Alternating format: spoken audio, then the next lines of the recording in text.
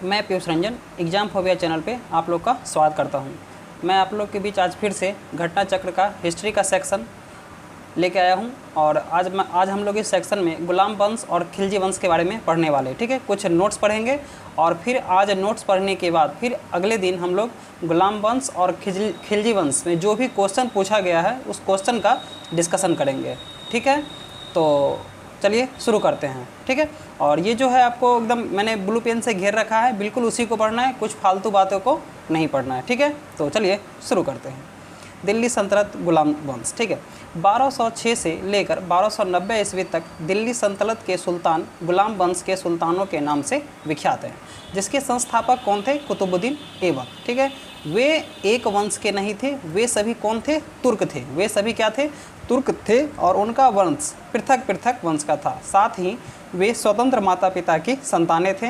अतः इन सुल्तानों को गुलाम वंश के सुल्तान कहने के स्थान पर प्रारंभिक तुर्क सुल्तान या दिल्ली के ममल्लुक सुल्तान कहना अधिक उपयुक्त है। ठीक है, अब चलते हैं अगले पॉइंट में। भारत में गुलाम वंश का प्रथम शासक कौन था? कुतुबुद्दीन ऐबक, जो कि 1206 में बैठा और 1210 ईस्वी में उसकी मौत हो जाने के कारण वह हट गया। ठीक है, वह ऐबक नामक तुर्क जनजाति का था। ठीक है, आपसे पूछा जा सकता है कुतुबुद्दीन ऐबक किस तुर्क जनजाति का था?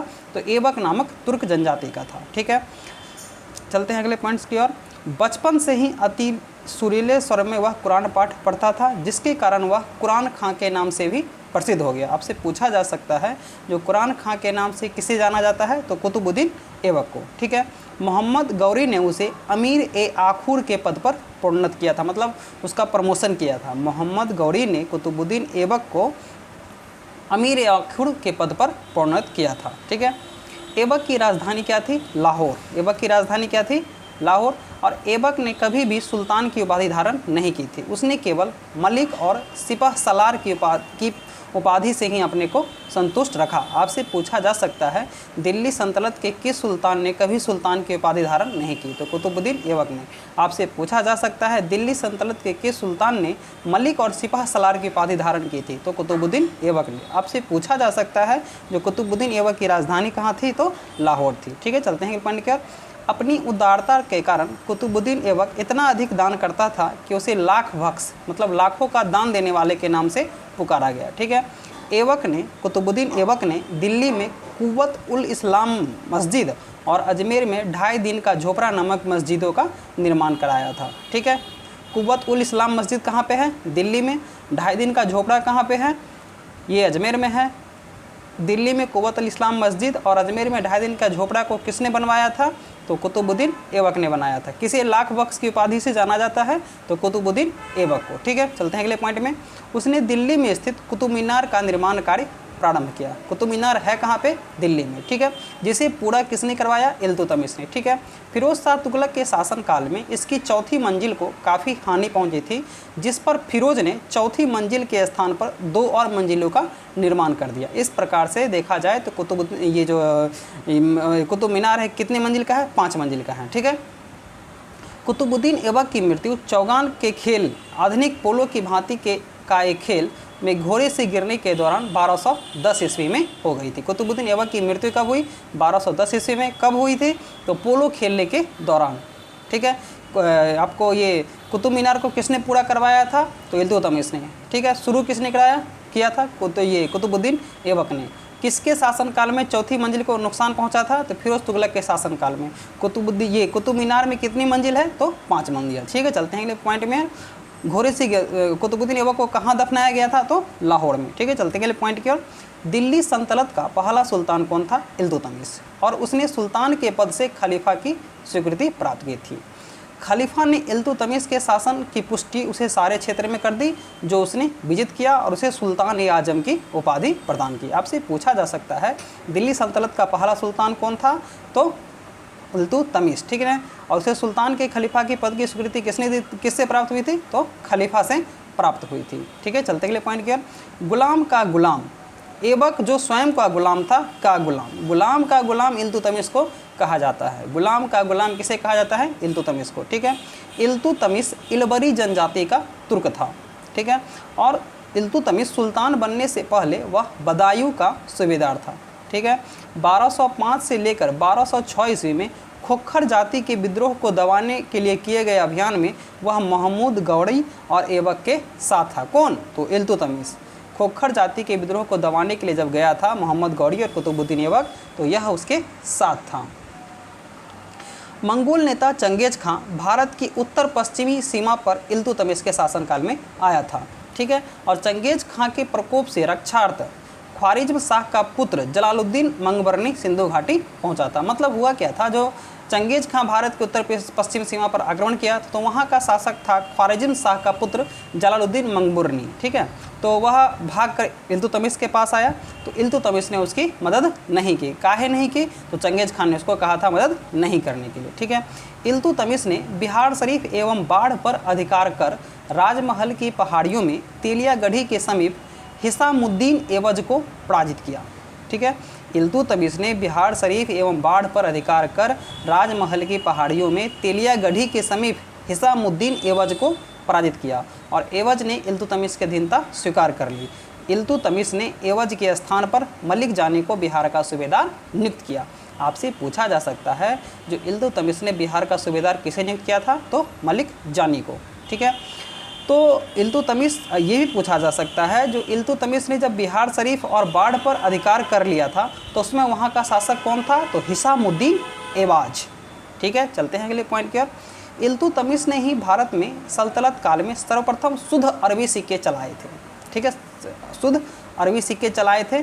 सल्तनत युग के दो महत्वपूर्ण सिक्के, चांदी का टांका जो कि 175 ग्रेन का था और तांबे का जीतल, उसी ने आरंभ किए थे। चांदी का टांका और तांबे के जीतल किसने आरंभ किए थे? तो इल्तुतमिश ने, ठीक है। और सिक्कों पर टकसाल का नाम लिखवाने की परंपरा शुरू की। सिक्कों पर टकसाल का नाम लिखवाने की परंपरा किसने शुरू की थी? तो इल्तुतमिश ने। टकसाल उसको कहा जाता है जहाँ पे सिक्का का निर्माण होता है, ठीक है। जहाँ पे सिक्का का निर्माण होता है उसे क्या कहा जाता है? टकसाल, ठीक है। तो सिक्कों पर टकसाल का नाम लिखवाने की परंपरा किसने शुरू की थी? तो इल्तुतमिश ने। सर्वप्रथम शुद्ध अरबी सिक्के किसके शासनकाल में चलाए गए थे? तो इल्तुतमिश के शासनकाल में, ठीक है। सल्तनत युग के दो महत्वपूर्ण सिक्के, चांदी का टंका जो कि 175 ग्रेन का था और तांबे का जीतल, उसी के शासनकाल में आरंभ किए थे। 1229 ईस्वी में इल्तुतमिश को बगदाद के खलीफा से 1229 ईस्वी में इल्तुतमिश को बगदाद के खलीफा से खिलअत का प्रमाण पत्र प्राप्त हुआ, जिससे इल्तुतमिश वैध सुल्तान और दिल्ली सल्तनत का स्वतंत्र राज्य बन गया, ठीक है। चलते हैं अगले पॉइंट क्या। इब्न बतूता के वर्णन से ज्ञात होता है कि इल्तुतमिश ने अपने महल के सामने संगमरमर की 2 शेरों की मूर्तियां स्थापित कराई थी, जिनके गले में 2 घंटियां लटकी हुई थी, जिनको बजाकर कोई भी व्यक्ति सुल्तान से न्याय की मांग कर सकता था, ठीक है। इल्तुतमिश ने सभी शहरों में काजी और अमीरदाद नामक अधिकारी की नियुक्ति किया था, ठीक है। अगले पॉइंट पर चलते हैं। मध्यकालीन भारत की प्रथम महिला शासिका रजिया सुल्तान थी और उसने व्यक्तिगत दृष्टि से भारत में पहली बार स्त्री के संबंध में इस्लाम की परंपराओं का उल्लंघन किया और राजनीतिक दृष्टि से उसने राज्य की शक्ति को सरदारों अथवा सूबेदारों में विभाजित करने के स्थान पर सुल्तान के हाथों में केंद्रित करने पर बल दिया तथा इस प्रकार उसने इल्तुतमिश के संपूर्ण प्रभुत्व संपन्न राजतंत्र के सिद्धांत का समर्थन किया। देखिए यहाँ पे क्या कहा जा रहा है, जो रजिया सुल्तान ने व्यक्तिगत दृष्टि से भारत में पहली बार स्त्री के संबंध में इस्लाम की परंपराओं का उल्लंघन किया था। मतलब जो स्त्री जो थी उस समय मध्यकालीन भारत में स्त्री जो थी इस्लाम की परंपराओं का एकदम मानती थी, लेकिन रजिया सुल्तान ने उसका उल्लंघन किया। और राजनीतिक दृष्टि से उसने क्या किया, जो भी उस समय सुल्तान बनता था वह सरदार और सूबेदारों में अपनी शक्ति को विभाजित कर देता था, लेकिन रजिया ने क्या किया, उसको अपने हाथों में केंद्रित कर लिया, ठीक है। और इस प्रकार उसने इल्तुतमिश के संपूर्ण प्रभुत्व संपन्न राजतंत्र के सिद्धांत का समर्थन किया और जो उस समय की परिस्थितियों में तुर्की राज्य के हित में था, ठीक है। रजिया बेगम को सत्ता से हटाने में तुर्कों का हाथ था। आपसे पूछा जा सकता है रजिया बेगम को किसने हटाया था, तो सत्ता से हटाने में तुर्कों का हाथ में था। उन्होंने भटिंडा के गवर्नर मलिक अल्तुनिया के नेतृत्व में रजिया के विरुद्ध विद्रोह कर उसे सत्ता से हटाया था, ठीक है। चलते हैं अगले पॉइंट की ओर। सुल्तान बलबन का पूरा नाम क्या था, गयासुद्दीन बलबन। उसे उलुग खां के नाम से भी जाना जाता है। उलुग खां के नाम से किसे जाना जाता है, तो बलबन को, ठीक है। उसका वास्तविक नाम क्या था, बहाउद्दीन था। वह इल्तुतमिश के भांति वह भी इलवरी तुर्क था उसने एक राजवंश बलवनी वंश की नींव डाली। तो आपसे पूछा जा सकता है बलवनी वंश की नींव किसने डाली थी, तो बलवन ने। ठीक है, बलवन बचपन में ही मंगोलों द्वारा पकड़ लिया गया था, लेकिन इल्तुतमिश ने 1233 ईस्वी में ग्वालियर विजय के पश्चात उसे खरीदा था। किसे, बलवन को। आपसे पूछा जा सकता है इल्तुतमिश ने बलवन को किस विजय के पश्चात खरीदा था, तो ग्वालियर विजय के पश्चात खरीदा था। ठीक है, और उसकी योग्यता से प्रभावित होकर इल्तुतमिश ने उसे खसदार का पद दिया और रजिया के काल में वह अमीर शिकार के पद पर पहुंच गया था। ठीक है, रजिया के विरुद्ध षड्यंत्र में उसने तुर्की सरदारों का भी साथ दिया। कौन, बलवन ने रजिया के विरुद्ध षड्यंत्र में तुर्क सरदारों का साथ दिया। फलस्वरूप बहराम शाह के सुल्तान बनने के बाद उसे अमीर ए आखुर का पद मिला। ठीक है, मसूद शाह को सुल्तान बनाने में उसने तुर्क अमीर का भी साथ दिया। ठीक है, 1249 ईस्वी में बलवन ने अपनी पुत्री का विवाह सुल्तान नसरुद्दीन से कर दिया। ठीक है, इस अवसर पर किसने, नसरुद्दीन महमूद ने उसे उलुग खां की उपाधि और नयाब ए ममालिकात का पद दिया गया। आपसे पूछा जा सकता है जो उलुग खां की उपाधि किसने दिया था बलवन को, तो नसरुद्दीन महमूद ने। ठीक है, और उसे नयाब ए ममालिकात का पद दिया गया। ठीक है, बलवन के विषय में कहा गया है कि उसने रक्त और लौह की नीति अपनाई थी। ठीक है, और बलवन के राजत्व सिद्धांत की दो मुख्य विशेषताएं थी। प्रथम, सुल्तान का पद ईश्वर के द्वारा प्रदत्त होता है, और द्वितीय, सुल्तान का निरंकुश होना आवश्यक है। ठीक है, चलते हैं अगले पॉइंट पर। बलवन ने फारस के लोक प्रचलित वीरों से प्रेरणा लेकर अपना राजनीतिक आदर्श निर्मित किया था। आपसे पूछा जा सकता है जो बलवन ने कहाँ के राजनीतिक आदर्श को अपनाया था, तो फारस के राजनीतिक आदर्श को अपनाया था। उनका अनुकरण करते हुए उसने राजत्व की प्रतिष्ठा को उच्च सम्मान दिलाने का प्रयत्न किया। राजा को धरती पर ईश्वर का प्रतिनिधि नियामत एक खुदाई माना गया, और उसके अनुसार मान मर्यादा में वह केवल पैगंबर के बाद है। राजा को उसने जिले अल्लाह या जिले इलाही अथवा ईश्वर का प्रतिनिधि भी कहा। वह दिल्ली का प्रथम सुल्तान था जिसने राजत्व संबंधी सिद्धांतों की स्थापना की। उसके बारे में, बलवन के बारे में यह कहा जा सकता है जो वह दिल्ली का प्रथम सुल्तान था जिसने राजत्व संबंधी सिद्धांतों की स्थापना की। उसने अपने पुत्र बुगड़ा खां से कहा था कि सुल्तान का पद निरंकुशता का सजीव प्रतीक है। ठीक है, बलवन ने ईरानी बादशाहों के कई परंपराओं को अपने दरबार में आरंभ किया। पूछा जा सकता है बलवन ने कहाँ के बादशाहों को अपने दरबार में अपनाया था, तो ईरानी बादशाहों को। लेकिन अगर आपसे पूछे बलवन ने कहाँ का राजनीतिक आदर्श निर्मित किया था, तो फारस के राजनीतिक आदर्शों का निर्मित किया था, और अपने दरबार में ईरानी बादशाहों के कई परंपराओं को आरंभ किया, जैसे कि सिजदा, भूमि पर लेटकर अभिवादन करना, कहाँ से लिया था, ईरान से लिया था, और पाबोस, सुल्तान के चरणों को चूमना। इन दोनों सिजदा और पाबोस को किसने ख़त्म कर दिया था, तो आपको शाहजहां ने। ठीक है, उसने अपने दरबार में प्रतिवर्ष फारसी त्यौहार नौरोज बड़ी शानो शौकत के साथ मनाने की प्रथा आरंभ की। नौरोज कहाँ का त्यौहार था, फारसी त्यौहार। किसके शासनकाल में मनाया जाता था, तो बलवन के शासनकाल में मनाया जाता था। मंगोलों से मुकाबला करने के लिए बलवन ने एक सैन्य विभाग दीवाने अर्ज की स्थापना की थी। ठीक है, और बलवन ने अपना सेना मंत्री दीवान ए अर्ज, सेना मंत्री को क्या पद कहा जाता था, दीवान ए अर्ज इमाद उल मुल्क को बनाया था, जो अत्यंत ईमानदार और परिश्रमी व्यक्ति था। ठीक है, और बलवन ने उसे वजीर के आर्थिक नियंत्रण से मुक्त रखा ताकि उसे धन की कमी नहीं हो। ठीक है, तो हम लोगों ने अभी बलवन के बारे में पढ़ लिया, इल्तुतमिश के बारे में पढ़ लिया, कुतुबुद्दीन ऐबक के बारे में पढ़ लिया, और रजिया सुल्तान के बारे में पढ़ लिया। ठीक है, तो ये मध्यकालीन भारत से आपको इस वंश से लगभग आपको एक क्वेश्चन किसी हर एक एग्जाम में, जो भी एग्जाम होता है कंप्यूटर 199 एग्जाम, इससे क्वेश्चन मिल ही जाएगा। ठीक है, और मैंने क्या क्या किस किस प्रकार से क्वेश्चन पूछा जा सकता है उसके बारे में भी बता दिया है, और कल इसका मैं वीडियो में आप लोग एक बार इसको और देख लीजिएगा, और इसका क्वेश्चन में मैं इसका डिस्कशन करूँगा। ठीक है, अब हम लोग पढ़ लेते हैं खिलजी वंश के बारे में। ठीक है, तो चलिए शुरू करते हैं। तो गुलाम वंश का शासनकाल कितना था, 1206 से, गुलाम वंश का शासनकाल कितना था, 1206 से 1290 तक, 1206 से 1290 तक। ठीक है, तो उसी क्रम में अब हम पढ़ेंगे खिलजी वंश। तो खिलजी वंश था आपको 1290 से 1320। खिलजी वंश कितना से है, 1290 से 1320। ठीक है, अब चलते हैं अगले वंश की ओर।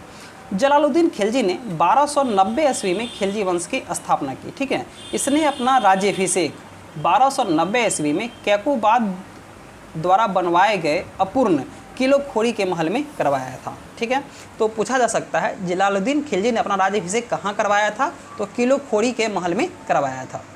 ठीक है, एक इतिहासविद हैं डॉक्टर ए एल श्रीवास्तव ने कहा है कि जलालुद्दीन खिलजी दिल्ली का प्रथम तुर्की सुल्तान था जिसने उदार निरंकुशवाद के आदर्श को अपने सामने रखा। ठीक है, जलालुद्दीन जब दिल्ली का सुल्तान बना तब उसने अलाउद्दीन को अमीर ए तुजुक का पद दिया था तथा अपनी पुत्री का विवाह अलाउद्दीन से किया था। आपसे पूछा जा सकता है जो जब जलालुद्दीन जब दिल्ली का सुल्तान बना था तब उसे अलाउद्दीन को कौन सा पद दिया था, तो अमीर ए तुजुक का पद दिया था और अपनी पुत्री का विवाह अलाउद्दीन से किया था। ठीक है, मलिक छज्जू के विद्रोह के दबाने में महत्वपूर्ण भूमिका के कारण अलाउद्दीन खिलजी को करा मनिकपुर की सूबेदारी प्राप्त हुई।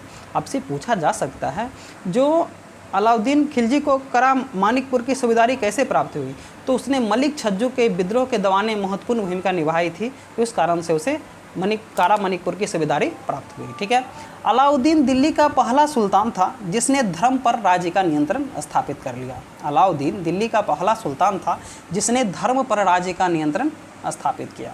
ठीक है, आपसे पूछा जा सकता है किसके शासनकाल में धर्म पर राज्य का नियंत्रण स्थापित हो गया था, तो अलाउद्दीन खिलजी के शासनकाल में। उसने अपने आप को यामीन उल खिलाफत नासिर अमीर उल मुमन्निन बताया।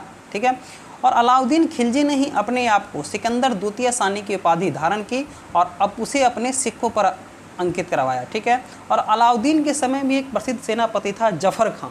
ठीक है, पूछा जा सकता है जफर खां किसके समय प्रसिद्ध सेनापति था, तो अलाउद्दीन के समय, जो कि मंगोलों के विरुद्ध लड़ता हुआ मारा गया। ठीक है, चलते हैं अगले पॉइंट की ओर। पद्मिनी, जो कि राणा रतन सिंह की पत्नी थी। पद्मिनी किसकी पत्नी थी, राणा रतन सिंह की पत्नी थी। अलाउद्दीन खिलजी के मेवाड़ की राजधानी चित्तौड़ पर आक्रमण के दौरान, ठीक है, अलाउद्दीन खिलजी जब मेवाड़ की राजधानी चित्तौड़ पर आक्रमण किया था दौरान राणा रत्न सिंह की मृत्यु हो गई, तो रानी पद्मिनी ने जौहर कर लिया था। जौहर मतलब होता है जो भी विवाहित युवतियां होती हैं राजपूतों में, वो क्या करती थी, आग में कूद जाती थी। जौहर होता है आग में कूद जाना, अगर उनके पति की मृत्यु हो जाती थी तब। ठीक है, तो पद्मिनी की कहानी के आधार पर ही 1540 ईस्वी में, ध्यान से सुन लीजिएगा, सभी को पता है जो पद्मावत को मलिक मोहम्मद जायसी ने लिखा, तो कब लिखा, तो 1540 ईस्वी में मलिक मोहम्मद जायसी द्वारा लिखित काव्य पुस्तक क्या है, पद्मावत। ठीक है, चलते हैं अगले पॉइंट की ओर।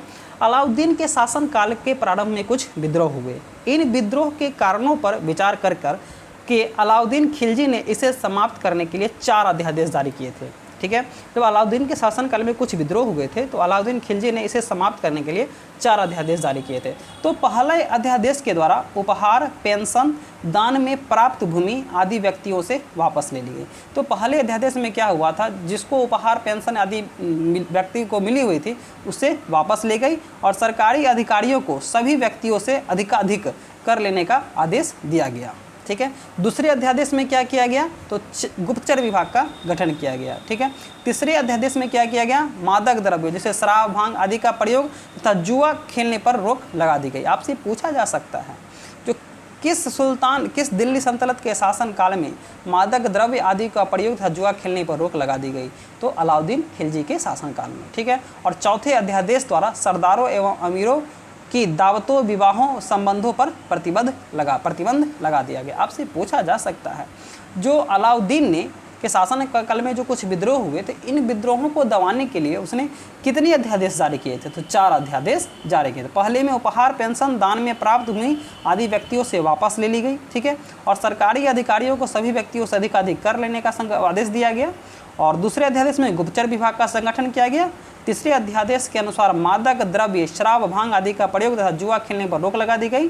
और चौथे अध्यादेश द्वारा सरदारों एवं अमीरों की दावतों, विवाहों, संबंधों पर प्रतिबंध लगा दिया। ठीक है, जब अलाउद्दीन ने दक्षिण पर जब आक्रमण किया तो उस समय देवगिरी का शासक रामचंद्र देव थे। ठीक है, तो रामचंद्र देव ने अलाउद्दीन के सफल आक्रमण से बाध्य होकर उसे ने प्रतिवर्ष एलिचपुर की आय भेजने का वादा किया था।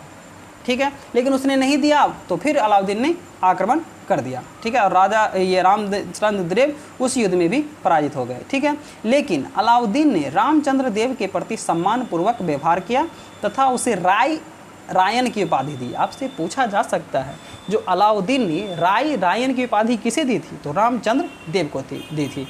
और ठीक है, और 6 माह पश्चात उसने रामचंद्र देव को 1 लाख सोने का टंका और नवसारी, एक ज़िला है जो कि गुजरात में है, नवसारी का ज़िला देकर उसके राज्य उसे वापस भेज दिया। ठीक है, लेकिन फिर से 1312 ईस्वी में मलिक काफूर ने रामचंद्र के पुत्र शंकर देव के विरुद्ध भी एक अभियान का नेतृत्व किया था। ठीक है, मलिक काफूर को अलाउद्दीन ने अपनी गुजरात विजय के दौरान प्राप्त किया था। जिस प्रकार से बलबन को इल्तुतमिश ने किस विजय के दौरान, बताइए किस विजय के दौरान प्राप्त किया था।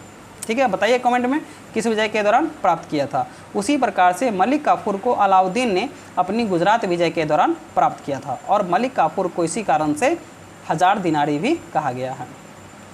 अलाउद्दीन खिलजी ही पहला सुल्तान था जिसने भूमि की पैमाइश करा के लगान वसूल करना आरंभ किया, और अपनी व्यवस्था को लागू करने के लिए अलाउद्दीन ने एक पृथक विभाग दीवान ए मुस्त खराज की स्थापना की। ठीक है, और अलाउद्दीन ने परंपरागत लगान अधिकारी जो कि कौन कौन थे, जो कि लगान वसूलते थे, खुद मुकदम एवं चौधरी से लगान वसूल करने का अधिकार छीन लिया था। ठीक है, तो किसके समय में लगान वसूल करने का अधिकार परंपरागत लगान अधिकारियों से छीन लिया गया था, तो अलाउद्दीन खिलजी के शासनकाल में। ठीक है, किसके शासनकाल में भूमि की पैमाइश करा के, मतलब भूमि की नाप करा के लगान वसूल करना आरंभ किया, तो अलाउद्दीन के शासनकाल में। ठीक है, दीवान ए मुस्त खराज की स्थापना किस सुल्तान के शासनकाल में की गई, तो अलाउद्दीन खिलजी के शासनकाल में की गई। ठीक है, चलते के लिए पॉइंट कर देखते हैं। अगला पॉइंट क्या है, अलाउद्दीन की राजस्व और लगान व्यवस्था का मुख्य उद्देश्य एक शक्तिशाली और निरंकुश राज्य की स्थापना करना था। तो अलाउद्दीन ने जो सुधार किया था कृषि में, तो उसका मुख्य एक उद्देश्य यह था, वह एक शक्तिशाली और निरंकुश राज्य की स्थापना करना चाहता था। उसे उन सभी व्यक्तियों से भूमि छीन ली जिन्हें वह मिल्क, राज्य द्वारा प्रदत्त संपत्ति, इनाम या पेंशन तथा वक्फ, धर्मार्थ प्राप्ति भूमि हुई आदि के रूप में मिली थी। फलतः खालसा भूमि अधिक पैमाने पर विकसित हुई। आपसे पूछा जा सकता है जो खालसा भूमि सबसे अधिक किस दिल्ली सल्तनत के सुल्तान के शासनकाल में विकसित हुई, तो आपको किसके, अलाउद्दीन खिलजी के शासनकाल में। आपसे पूछा जा सकता है जो मिल्क कैसी भूमि थी, तो मिल्क जो थी आपको राज्य जो देती थी किसी को इनाम के रूप में, पेंशन के रूप में, तो उसको कहा जाता था मिल्क। वक्फ क्या था, तो किसी को धर्म के लिए जो भूमि प्राप्त होता था, धर्म मतलब धर्मार्थ, धर्म के काम के लिए, तो उसको कहा जाता था वर्ग। ठीक है, और खालसा भूमि सबसे अधिक किसके समय विकसित हुई, तो अलाउद्दीन खिलजी के। अलाउद्दीन खिलजी ने उपज का 50% अलाउद्दीन खिलजी ने उपज का 50% भूमिकर को हम लोग क्या नाम से जानते थे दिल्ली सल्तनत में, खराज के नाम से। तो अलाउद्दीन खिलजी ने उपज का 50% खराज के रूप में निश्चित कर दिया। अलाउद्दीन खिलजी भारत का प्रथम मुस्लिम शासक था जिसने भूमि की वास्तविक आय पर राजस्व निश्चित किया। ठीक है, आपसे पूछा जा सकता है जो कौन ऐसा सुल्तान था जिसने भूमि की वास्तविक आय पर राजस्व निश्चित किया, तो अलाउद्दीन खिलजी ने। ठीक है, अलाउद्दीन ने बाजार नियंत्रण या मूल्य नियंत्रण की नीति भी लागू की। ठीक है, अलाउद्दीन ने अपने बाजार नियंत्रण की सफलता के लिए कुशल कर्मचारी नियुक्त किए। उसने मलिक कबूल को सहना या बाजार का अधीक्षक नियुक्त किया। बर्नी इन बाजार सुधारों का उद्देश्य मंगोलों के विरुद्ध एक विशाल सेना तैयार करना तथा हिंदुओं में विद्रोह के विचार न पनपने देना बताता है। तो जब अलाउद्दीन ने यह बाजार व्यवस्था में सुधार किया, तो बर्नी ने यह देखा और कहा कि जो बर्नी ये बाजार सुधार करना चाह रहा है, वह मंगोल जो आक्रमण कर रहे थे उनके विरुद्ध एक विशाल सेना तैयार करना चाहता था, और उस समय हिंदुओं में विद्रोह हो रहा था, तो उसके विचार न पनपने देने के कारण वह यह बाजार व्यवस्था से संबंधित किया था। ठीक है, सल्तनतकालीन शासक अलाउद्दीन खिलजी ने सार्वजनिक वितरण प्रणाली शुरू की थी। अब से पूछा जा सकता है दिल्ली सल्तनत के किस सुल्तान ने सार्वजनिक वितरण प्रणाली प्रारंभ की थी, तो अलाउद्दीन खिलजी ने। अलाउद्दीन खिलजी ने 2 नए कर लगाए थे, घरी कर जो कि घरों या झोपड़ियों पर लगाए जाते थे, और चराई कर जो कि दुधारू पशुओं पर लगाए जाते थे। ठीक है, अलाउद्दीन खिलजी के समय दिल्ली सल्तनत एवं मंगोलों के बीच की सीमा कौन सी नदी थी, सिंधु नदी थी। दिल्ली सल्तनत एवं मंगोलों के बीच की सीमा कौन सी नदी थी, सिंधु नदी थी। ठीक है, और इसका अंतिम सुल्तान था मुबारक खिलजी। ठीक है, जिसने स्वयं को खलीफा घोषित किया तथा अल इमाम, उल इमाम तथा खिलाफत उल्लाह आदि उपाधियाँ धारण की। ठीक है, नसरुद्दीन खुसरव शाह हिंदू से परिवर्तित मुसलमान था, और इसने अपने नाम का खुतबा पढ़ाया तथा पैगंबर के सेनापति की उपाधि धारण की। ठीक है। नसरुद्दीन खुसरो शाह के समय, जो कि हिंदू से परिवर्तित मुसलमान था, उसने अपने नाम का खुतबा पढ़वाया। ठीक है, यह भी खिलजी वंश से संबंधित है। अपने नाम का खुतबा पढ़ाया, पैगंबर के सेनापति के उपाधि धारण किया। आपसे पूछा जा सकता है दिल्ली सल्तनत के किस सुल्तान ने पैगंबर के सेनापति के उपाधि धारण की थी? तो नसरुद्दीन खुसरो शाह ने। और इसके विरोधियों ने इसे इस्लाम का शत्रु और इस्लाम खतरे में है का नारा दिया। आपसे पूछा जा सकता है दिल्ली सल्तनत के किस सुल्तान के शासनकाल के में आपको उसे इस्लाम का शत्रु और इस्लाम खतरे में है का नारा दिया गया? तो नसरुद्दीन खुसरो शाह के समय ऐसा कहा गया कि वह इस्लाम का शत्रु है और इस्लाम खतरे में है का नारा दिया। ठीक है, तो ये था आपका खिलजी वंश। तो हम लोग कल फिर आपको लोगों को ये इसका गुलाम वंश और खिलजी वंश दोनों के बारे में डिस्कशन करेंगे, उसका क्वेश्चन का डिस्कशन करेंगे। ठीक है, तो ठीक है, चलते हैं। Goodbye, take care.